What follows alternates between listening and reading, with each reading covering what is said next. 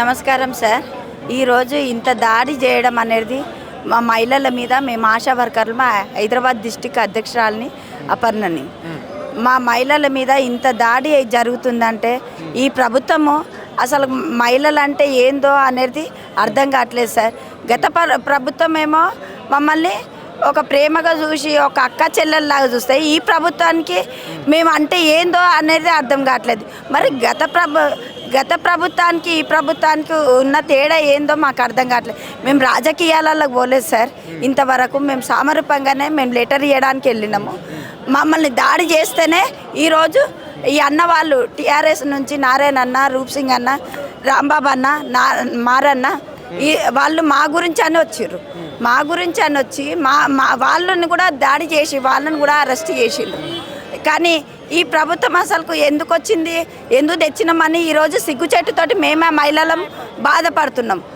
మీరిచ్చిన హామీలే కదా sir, main ప్యాచర్లో పెట్టిన హామీలే మేము అడుగుతున్నాము. మేము అయితే ధర్నా చేయట్లేదు కదా అని ఎంత సామరూపంగా అడిగినా కూడా మీరు వినట్లేదు. వినకుండా మా మీద ఇంత దాడి చేసిండ్రు. ఈరోజు ఏం చేద్దాం అనుకుంటుండ్రో మేము కూడా 7 గంట అడిగి తెగించి ఉన్నాము. ఈరోజు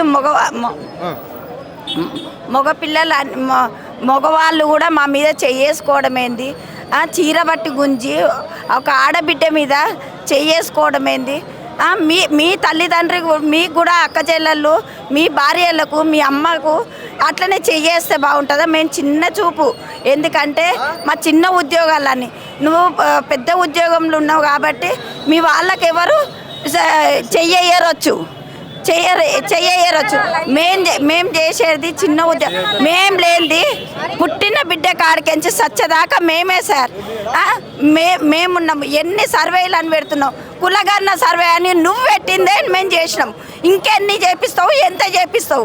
మేము కూడా మనుషులమే, మాకు కూడా ఫ్యామిలీ ఉంది. అయినా మేము ఏమి గొడవ చేయడానికి రాలేదు, మేమేమి యుద్ధమాలు చేయడానికి రాలేదు. సామరూపంగా ప్రతి ఒక్క పిఎస్సీలల్లో, ప్రతి ఒక్క డిఎంహెచ్ఓలకు, కలెక్టర్లకు అందరికీ లెటర్లు ఇచ్చినాకనే మీ దగ్గరకు వచ్చినాము. మీ దగ్గరకు వచ్చి కమిషనర్ ఆఫీస్కి వచ్చి ఒక లెటర్ ఇద్దామంటేనే ఇంత దాడి చేయడానికి వచ్చిర్రు. ఇంత దాడి చేసి మమ్మల్ని ఇంత హింసించి ఈరోజు ఐసీలో ఉంది. నిన్న నుంచి ఎవరు లేరు, వాళ్ళ ఫ్యామిలీ రాలేదు. ఈరోజు అందరు వచ్చి మాట్లాడుతుండ్రు, మమ్మల్ని ఉండొద్దు అంటుర్రు. ఎందుకు ఉండొద్దు సార్? మరి నిన్న నుంచి ఎవరు లేరు కదా, మేమే ఉన్నాం కదా. హాస్పిటల్లో రూమ్లు ఉంటే ఐసీ అంటాడు, బయటకు వస్తేనేమో బయట ఉండనియరు, కూర్చోడానికి జాగలేదు.